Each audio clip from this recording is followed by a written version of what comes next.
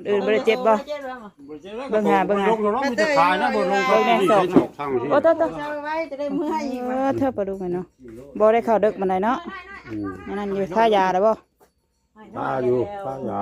ใกล้แล้วกันใกล้สิเช้าแล้วจ้ะเอาให้ตู้นะไว้เอาให้ตู้นะ เช่าไว้เช่าแล้ว ใช่ไว้เด้อบอกตู้นะแพงตู้นะใส่เลย ลิ้นได้ลิ้น ใส่เลย ลิ้นได้ไม่ได้พี่สิเมื่อยบอกตัวไว้ เอ้ยสอกจนขาดจุกแน่เสือประตูนะเบิ่งดูนี่เสียนว่าซื้อเสือให้ไหมหรือว่าซื้อรถให้ไหมพิจารณาด้วยจุกเสือแล้วใครเนี่ยนะจุกเนาะตัวละ30ได้ดอกเสือเนาะเตอเฮ็ดเองบ่ มันก็เฮ็ดอีกแล้วยังน้ำใสอยู่ แม่ตู้วันแม่เฒ่าอาซิดนะมาฝากมาทางนึงนะหมออินได้ฝากเงินซื้อให้เราซื้อปลา กินได้แล้วบ่เมื่อจะได้ร่างปิ้งเลย ปิ้งได้ก็สิเป็นยังปิ้ง เห็นว่ามันทันได้เป็นวะ ไปตองนี่เดี๋ยววะ มันยังนะลูกมันยังยีราฟบ่ยีราฟคอยาวโอ้ต้นไม้ชูบ่ชูเขากินได้บ่โอ้ยจะไปดึกว่ายีราฟเนาะ เอาปลาไปที่นั่นอีกก้อน บ่ลูกกินไปทางนี้เรียแหลบๆอยู่บ่ลูก เอาปลาให้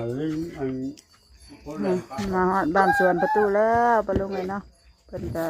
บ่ได้เจ็บหลายพี่น้องเลยแห้งแล้วเพเพิ่นก็ได้รถเพิ่นก็สตาร์ทบ่ได้ รถเพปะลุงเลยเตอมันคาคอเลยลูกมันแน่ว่าสิซื้อมาต้อนประตูก็ได้เอาหมากเดียวลูกเอาหมากเดียวคนได้อีน้อยนะคนใดน้อยนะซื้อน้อยนะ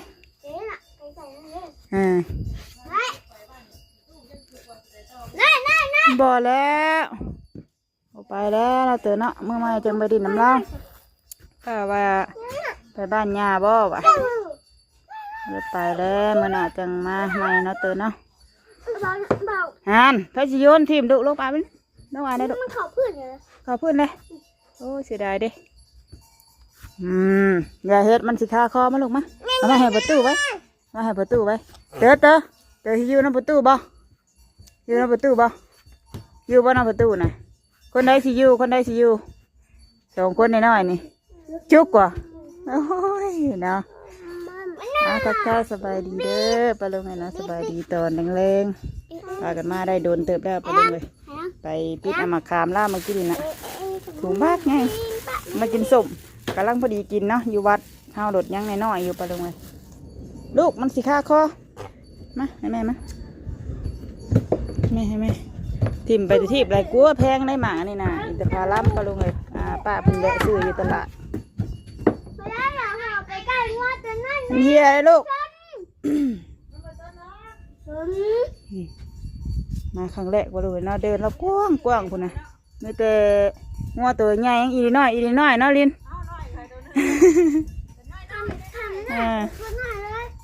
ประตูเอิญอีน้อยบ่มาดูบ่ได้น้อยจักดิคำน้อยคือน้อยเลยมันบ่น้อยเลยแน่น่ะผู้บ่รู้ไงงัวเพิ่นกะเอ้ยเนาะเดินเพิ่นทุกสิมีเห็นว่าเฮ็ดดินเฮ็ดดอนเกิดพี่น้องเนาะ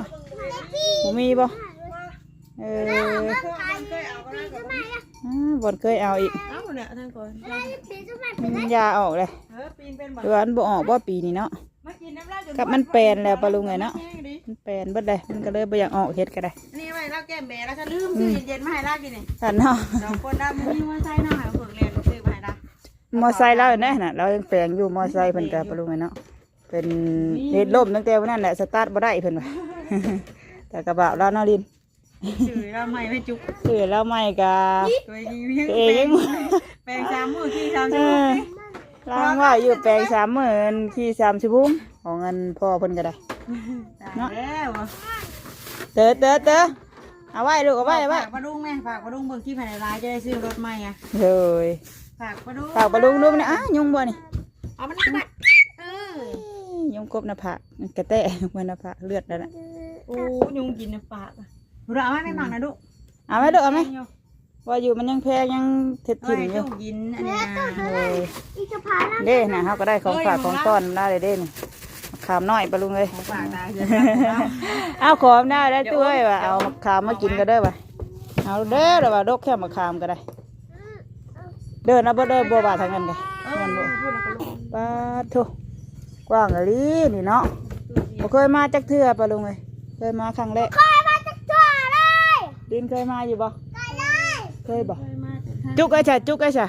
จุกเคยมาบ่จุกอยู่ในประตูเด้อเด้อน อนในประตูเด้อนี่มันมาขึ้นเทียงเรา ขึ้นอยากขึ้นไปช้าง นอนในเทียงนะเด้อ บ่เลยอยากขึ้นไปดิ เสือแล้วนะเก็บไว้แล้วว่าเสือแล้วนะ จักฮะเสือแล้วก็น้ำดังปลาเชื่อฮะปลาลุงไง เสือ นะเสือเพิ่นครับเบิ่งหาป้ามาเบิ่งนะเสือเพิ่นพาล่มเมื่อนั่นแหละ เอายังนะเอาอีกแล้วมามาตอมขึ้นสุกก่อนนะ เอาปลาแดงให้อีก เออเขามีกันได้ประเด็กต้นนะ ดูว่าอยู่ล้อมันก็ เฮ็ดเองบ่ มันก็เฮ็ดอีกแล้วมัน ยังน้ำใสอยู่ แม่ตู้วันแม่เฒ่าเอาซิดนะนะมาฝากมาทางนึงนะหมออินได้ฝากเงินซื้อให้เราซื้อปลา กินได้แล้วบ่เมื่อจะได้ล้างปิ้งเลย ปิ้งได้ก็สิเป็นหยังปิ้ง ให้ใบตอง เห็นว่ามันทันได้เป็นวะ ใบตองอันนี้เดี๋ยวบ้านี่ เอาไปตอกเมื่อเลยบ่ ใบตองกล้วยตัวนี้เดี๋ยวบ้านี่ ใบน้อยใช่ไหมติ มุกเลย มันแหนกว่าเอาอันว่าทุกสิ่งทุกอย่างว่าได้ตู้เดี๋ยวห้าย่างไปเอาดอกว่าสิเบิ่งเสือเพิ่นเมื่อกี้นี่นะพี่น้องเลยเนาะเสือเพิ่นเฮ็ดลมสอกจนขาดจุกแน่เสือประตูนะเบิ่งดูนี่เสียนว่าซื้อเสือให้ไหมหรือว่าซื้อรถให้ไหมพิจารณาด้วยจุกเสือแล้วใครเนี่ยนะจุกเนาะตัวละ30ได้ดอกเสือเนาะเตอเพราะว่ารถแล้วแหละได้ขาดทางเดียวที่เฮ้ย ฮะ เงี้ยตู้ถามนะ แล้วพี่บ่ ขาดทางเดียวไปลงกันนะแคนซอกเพิ่น บ่ได้ห้าสิบมือเฮียนบอกแล้ว ก็แพ้เพิ่นก็บ่ได้เลิกวันใดดอกใกล้สิเศร้าแล้วเนาะเออ เอาขาได้มือเลยใช่หรอขาจะมันชุกคุณชุกแล้วก็ นี่ก็บายๆตู้ แล้วมันสิความห้องไว้แล้ว ลูกๆอย่ากินทิ่มกินขว้างกว่านี่เบิ่งยายให้แม่นั่นหมอน้อยๆอันนี้ดื้ออย่าดื้อไปเช็ดอันนั้นดอกไปเช็ดอันนั้นเพื่อนแท้แวบเอาใบตองเข้ามาตู้กูป่ะเอาใบตองเข้ามาตู้ป่ะใบตองมันมุกปลาเด็กปลาดุงเลยเอาทั้งใบตองทั้งปลาเด็ก เดี๋ยว นั่งลูก มันหัก ขอบใจตู้ได้ไหม อย่างนี้นั่นน่ะมันไข่ใจก็แต่เกือบชีวิตลุง ขอบใจนะแม่ตู้ มาบ้านครับมา เดี๋ยวให้จุกงานะฮะพูดมันไม่ได้กินตอนนี้ก็กินไว้กินตอนพูดทำเกี่ยวข้าวเกี่ยวน้ำ คนละแนวมันสิไม่แห้ง มีกินแล้วเกลือนั่น แล้วอันเกี่ยวข้าวขึ้นมาเมื่อยๆเนาะ เป็นไรเกี่ยวข้าวนะพวกคักเนาะ เกลือเอามาอันนี้บ้านหอยได้ ขนาดเกลือแรกนะครับ เกลือแรกกันเลย เกลือเขาต้มมานี่เขาย่างไว้ได้เลย ว่าเขาไปยังเอานี่ เอาไว้ให้น้อยเลยนี่เลยตัวให้น้อย ไอ้น้อยเด้อน้อยมากินเด้อลูก น้อย น้อยมากินเด้อน้อย ไปเบิ่งฟาร์มหมูนะไป น้อยวะ น้อย มีฟาร์มหมูอีกดิ เลี้ยงหมูเลยเลี้ยงหมู ไปลงเลยเดินเพิ่นกว้างคักกะดีเนาะลงไปดีกับแม่นน้องสะ น้อย ไปพุ่นกับแม่นฟาร์มหมูแล้วจักเลี้ยงน้องจักเลี้ยงหมูดิ เพิ่นว่าเพิ่นไปช่องกินนี่มันยังอุดมัน ไปน้ำประตูใหญ่บ่ จักแล้วมันไป บริญาตเนาะ เคยมา ไป ไปน้ำพ่อมันนะวะ อยู่น้ำพ่อเพิ่นตะเกียบไปน้ำประตูใหญ่นะ โอ้มันก็ต้องชวนพ่อมันไป เอาตัวเกยมาไหมลูกพี่ห้องงัวผัดสีบ่ใช่ โอ้ยมาเอ้ยเนาะ ห้องน้อยคือประตูห้องอันนี้ลูก เอา น้อยน้อยน้อยน้อย น้อยไปดูเลยห้องงัวกัน โอ้ยเนาะ น้อยคนน้อยผู้คนชอบรถคนตามันก็แตกบ่ตุ ว่าลงข่าวไรตาเตะ บ่ขึ้นหูตามันก็ออกเบิดสิดอก เอามันเบิ่งนั่นว่าสายเนาะเบิ่งได้ป่ะ รถสีแดงเนี่ยใส่บ่ได้หรอบ่ ไป ตู้นะ รถกี่ห้างเลยติ พาถังมันพาถังน้ำมันมันรุดออกเลย เออ เกี่ยวมันเอาไป ยังบ่ได้เลยว่าแต่ตะกี้พุ่นน่ะ ตกกระดูกตกแล้วหันตกแล้ว หอมน้ำเลยแม่เพิ่ง พอได้นั่นน่ะติพอได้ป้าเสียปูนคันหนึ่ง ลู คือก ป้า ให้บัวนะ คือป้าว่าติ ลุงยังว่าอยู่ว่าแก้ไปแก้มาหมดที่ห้างไปนะ ได้ยินเจ้าว่าว่าซาดีว่าป้าลุงว่าให้ป้าไว้เสียปูนคันหนึ่งแล้วจังบ่ต้องแก้ไปแก้มาสภาพพี่น้องเอ้ยเนาะสม3 มื้อขี่3 ชั่วโมงนางว่าอยู่ มาเจอ หากระไปได้2 มื้อเนาะเตอต้องมาอีกเลย ทำบุญล่างช่วยเนี่ย เอาไปบ้านซื้อนี่เด้เดี๋ยวลงมาพร้อมพอดินคืนนี่ รถเพดิ นดกระเพเงินกระเบิดว่ะอ้าวว่ะเนาะเตอ ลุงก็เรียกมาไว้แล้วฉันพังลุงกะรอด ใครก็เรียกไว้นะเดี๋ยวนี้นะ พังลุง ใคร กะ ก็ รอดเลย เกือบบรอดไปดูเลยเนาะแม่นสิว่าได้วิวได้เดี๋ยว ต้อง นี้ ไป นะ จักสิไปเมื่อไรติอย่าบอกเขาไปกันสิเซล คือสั่งบ่าเตียงเพิ่นน่ะติ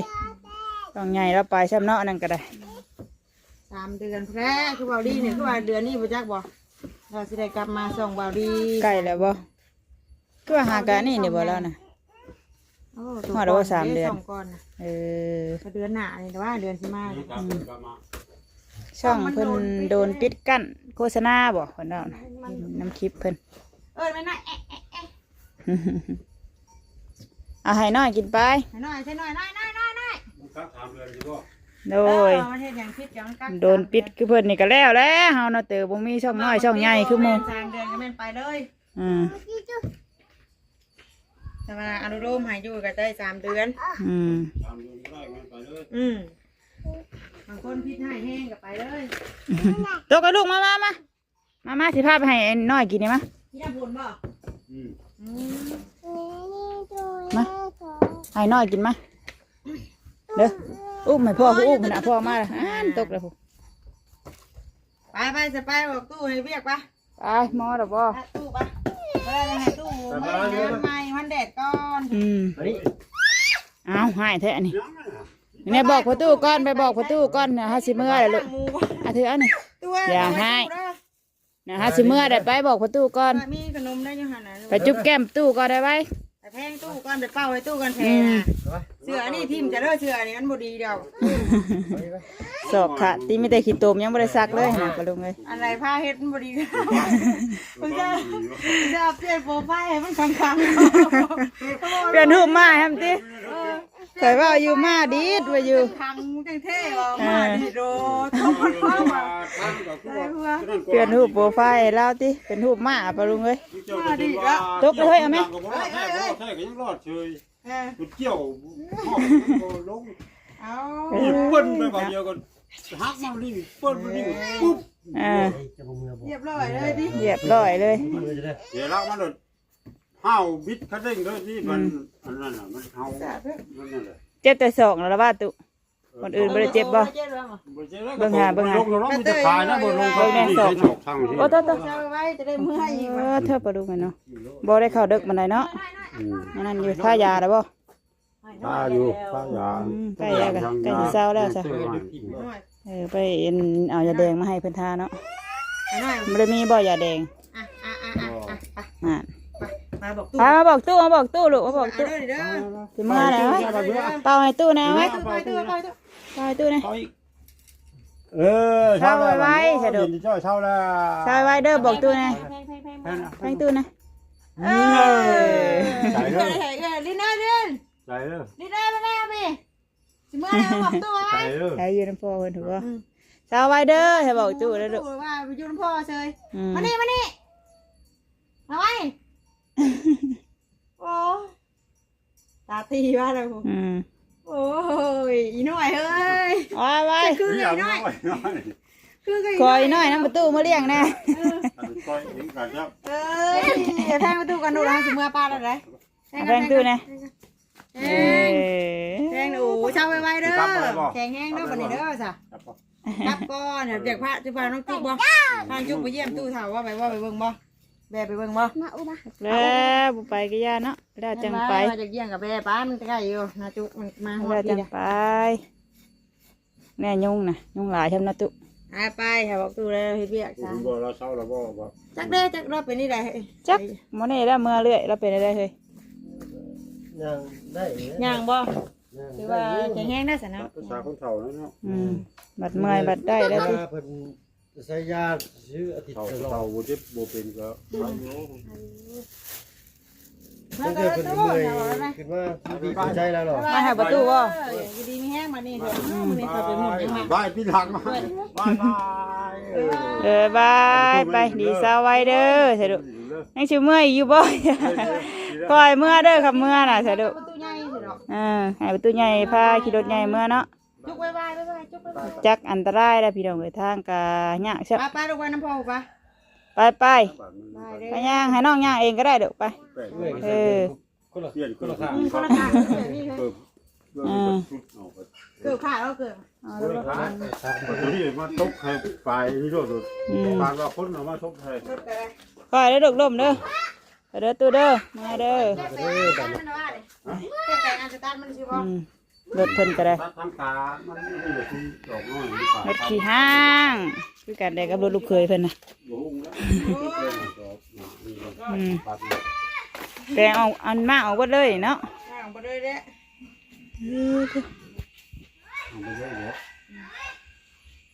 เอาไปแล้วตัว ไปไปใช่ไปจักไปใส่ เตาผม เอาพี่เตาไปเล่าล่างกี่โมง อืม แล้วก็ดินล่างมูก็ได้หรอ อันนี้บ่กกสั่ง เป็นกระบอกน้ำ ใบมันยังบ่น ตรงหน้าสี น้ำสีว่ะ ไปแล้วจากเมื่อหาดินมันแดดก่อน เลย กูจองให้น้องเพิ่นเมื่อเลย ไปเมื่อบัดนี้ไปลุงเลย ด้วยหนูเราเลยจุ๊ก ไปเด็กเมื่อนะเมื่อเด้อเมื่อเด้อ ชวนไปไล่กี่โมงแล้วพ่อกระแตกพวก เฮ้ยเนาะตัวใหญ่ผู้พี่น้องไอ้ล่างอันขี้หมูอยู่พุ่นเฮ้อเฮ้อว่าลานก็ได้ ไล่กี่โมงเลย เตอได้มักหมูไว้แม่เตอ ไล่มาเลย เตอไอ้ว่าไปล่างขี้หมูตัวใหญ่ไปบ่เอาแม่มเนี่ยเอาไปเมื่อบัดนี้ไปลุงเลย ไปเลย ถูกลางกันละ หั่งขี้หมูว่ะเนาะลินใช่พอเพิ่งนะชื่อเย็นๆใหม่ได้ท่านเราเรียกนั่นดินดื่ม เย็นๆติ ว่าจะเอาให้รถเพิ่งเอาไปซื้อรถเรากระจายกันหรอจากเราเรามากินในเบื้องนั่นดิตามันสตาร์ทไม่ได้ซื้อครับอัน ตัดบ่ได้กับไฟหน้าไฟเดียวมันไฟข้างมันน่ะลงข้างดิมั่งแปลงไหมพี่นอนบ่บัดนี้ฮะไปยืนประตูไปไปดินตุยอยู่บนชองนี่ไป ไปทางเอง เฮ้ยเสียงนี่ให้ได้ไปร่างอีกแล้วบ่งัวกระทิงบ่กินนี่นะ น้อยนะได้จุกันกระเป๋าตัวมาสัก อยู่นี่บ่ สีน้อยบ่ ซื้อน้อยหักบ่ได้น้อยสมซื้องัวเพิ่นก็ได้มีหัดซื้องัวก็เนาะลินเด้อปะ น้อยว่าแต่โคกมาที่ดินอันน้อยว่าเอาตัวใหญ่มา เอิ้นน้อยปัดทั้งงัวทั้งหลานติน้อยเบิดละน้อยแอะว่าหลานก็ได้เน็บขึ้นได้กว่านี่เบิ่งนอนติเมื่อปะพอเพิ่งโดนเนาะ ปักพอผึ่ง เด้อๆนางเน็บให้เด้อ ดู นี่น่ะเดี๋ยวไปเปิดตู้ จิ๊กจิ๊กจิ๊กจิ๊กจิ๊กจิ๊กผู้ชาย หายเมื่อแล้วบันนี้ปลุงเลยเนาะเพิ่นยังแปลงรถกี่ห้างเพิ่นอยู่ตู้ก็ได้มีต้นหมองม่วงแล้วเฮ้ยเนาะพอเราจังอันเอาม่วงมาต้อนเรื่อยๆแล้วอันนี้ มันเป็นนกได้นะพวกเดียว3 สายพันธุ์ เนาะสร้างเป็นแท้ต้นเดียวก็เป็น2-3 ตัวจริง นะต้นกิ่งมันติปลาดำได้ปลุงแล้วใส่ในปลุงเลยเนาะนี่ก็ กัดกับเจ็บ มาเยี่ยมประตูปลุงเลยใครแน่แล้วเพิ่นก็สอกเพิ่นก็ท่ายาแล้วเพิ่นอยากแห้งแล้วบ่นั่นบ่เข้าเลิกปานใดนึกว่าเพิ่นเวอร์แห้งนะเดี๋ยวบ่ปานใดปลุงเลยนะใครแน่แล้วปิดเด้อไงก็คือได้สิได้ยินไปเมื่อบัดนี้ไป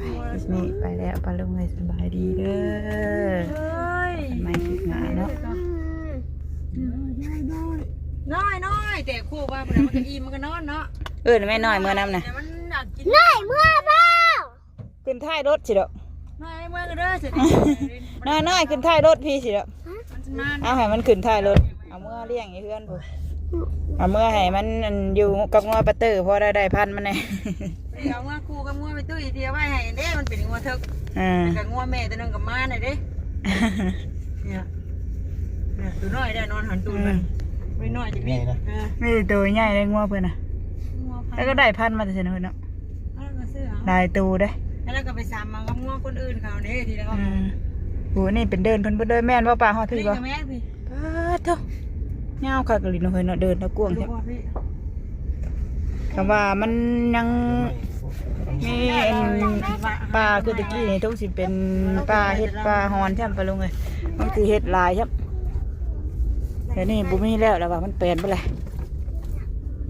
ดินนอนแล้วเตยก็นอนเด้อนอนก็นอนแล้วมันพวงตึ้งน้องเฮ้ยจีอยากใกล้แล้วพวงปานอนก่อนปลาลุงเลยเนาะ ได้ถามมาแต่นั้น แล้วถอดเกลือมาได้เพราะไหนว่าหายนะ แม่ว่าไม่ตู้นะแม่กับแม่